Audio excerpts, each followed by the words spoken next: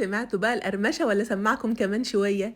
انتوا عارفين بقى ان الجمال اللي قدامكم ده وكل الكمية اللي انتوا شايفينها قدامكم دي اتعملت بكوبايتين دقيق وشوية سكر ومعلقتين بس من السمنة.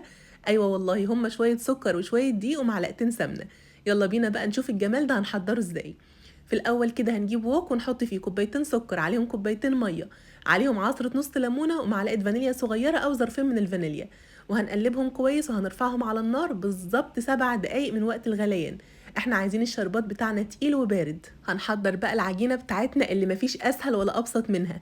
بالمج بتاعي الشاي هنستخدم كوبايتين دقيق متعدد الاستخدامات، هنضيف عليهم بقى ظرفين من الفانيليا او معلقة فانيليا صغيرة، وهنضيف عليهم كمان رشة ملح ونص معلقة صغيرة من البيكنج باودر او الكيك شيف. هنقلبهم مع بعض كويس وهننزل عليهم بربع كوباية سمنة مذابة، والسمنة تكون دافية. هنبست الدقيق الاول مع السمنه زي ما انتم شايفين بالشكل ده لحد لما كل حبايه من الدقيق تتشرب بالسمنه. بعد كده بقى هنكون مجهزين جنبنا كده كوبايه من اللبن الدافي، وهنبدا بقى ننزل باللبن بالتدريج زي ما انتم شايفين كده شويه بشويه لحد لما العجينه تلم معانا. العجينه محتاجتش عندي كل كميه اللبن بالظبط، احتاجت عندي حوالي نص كوبايه من اللبن وكمان معلقتين. المهم ان احنا هننزل بالتدريج كده شويه بشويه لحد لما العجينه تلم معانا.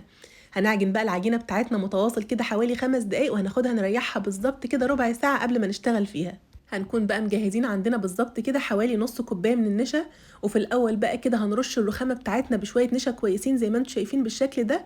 وهنجيب بقى العجينه بتاعتنا بالظبط سبتها ترتاح ربع ساعه، وبرضه هنرش عليها شويه نشا ونبدا نفردها بالنشابه زي ما انتم شايفين كده، ومن وقت للتاني برضه هنديلها رشه نشا ونرجع نفردها لحد لما العجينه تكون رقيقه خالص قدامنا بالشكل اللي انتوا شايفينه ده. هناخد بقى العجينه بتاعتنا زي ما انتوا شايفين بعد ما فردناها كده وحطينا عليها شويه نشا كويسين، هنبدا ان احنا نلفها رول بالشكل ده. بس حاولوا كده وانتوا بتلفوها رول انكم تضيقوا اللفه شويه علشان لما نيجي نقطعها تكون مورقه من جوه وفيها طبقات كتير. هنبدا بقى ان احنا نقطعها قطع صغيره، انا بقيس كده القطعه في حجم الصابع، يعني حجم صابع واحد بس كده ونقطع. هنعمل ايه بعد كده يا مروه؟ هناخد بقى قطعه من اللي احنا قطعناها دي ونديلها رشه نشا بسيطه خالص، ونبدا ان احنا نضغطها بصابعنا كده علشان نطلع كل التوريق اللي جواها كده بره، وبعدين نفردها بالنشابه مره بالطول ومره بالعرض. اظن بقى كده وانتوا شايفين اوضح كتير، وانا مبطئه الخطوات هنا عشان تشوفوا كل حاجه بالتفصيل. ضغطه بسيطه كده بصابعك تطلعي كل التوريقه اللي جوه، وبعدين افرديها مره بالطول ومره بالعرض. ما شاء الله زي ما انتوا شايفين بقى كده كل الكميه اللي قدامكم دي اتعملت بس من كوبايتين من الدقيق، يعني ما شاء الله كوبايتين دقيق عملوا معانا بالظبط كده حوالي 25 قطعه. هنجهز بقى الطاسه بتاعتنا الجميله، والطاسه يكون فيها زيت غزير وسخن جدا.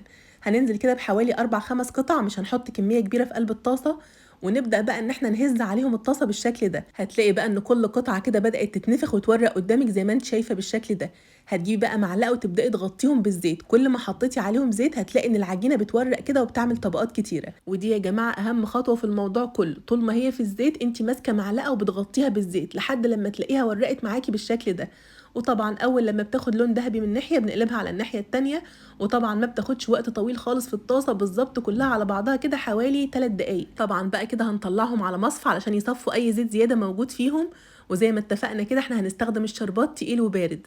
انا حطيت هنا كده على الشربات نقطتين من اللون البرتقاني، وطبعا انتوا مالكوش علاقه بالموضوع ده، انا بحب كده ان لون الشربات يكون لونه لون العسل. فطبعا يا جماعه دي خطوه اختياريه مالكوش علاقه بيها خالص، انا بعمل كده لاني بحب لون الشربات يكون لونه لون العسل. فطبعا انتوا حطوها على طول في الشربات كده، خرجوها من الزيت وهي لسه سخنه جدا، حطوها في الشربات وبعدين طلعوها على مصفى لحد لما تصفي بقى كل العسل الزياده اللي موجود فيها. وبس كده خلاص بقى زي ما انتوا شايفين ده بيكون الشكل النهائي ليهم. حلويات سهلة جدا وسريعة وبسيطة ومقرمشة ومكوناتها كلها موجودة في البيت.